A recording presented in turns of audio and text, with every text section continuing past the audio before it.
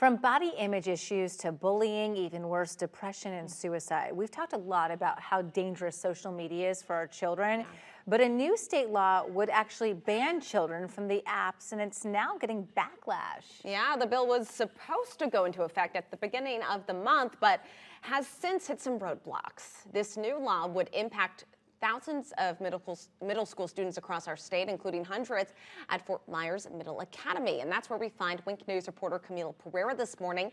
Camila, what's holding back this law from going into effect?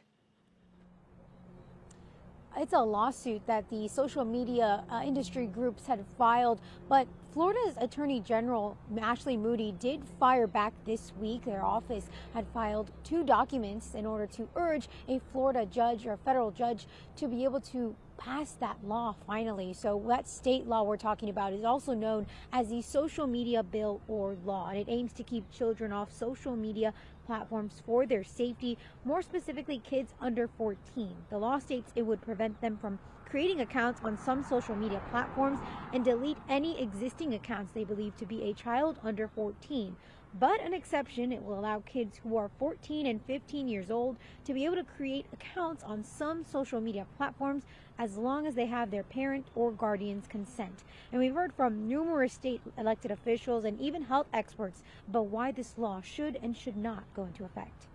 This is a well-intentioned bill, but we cannot teach people how to be parents. Parents at some point have to step up and teach their kids. We are what we ingest, whether it's food, media, what happens in our home.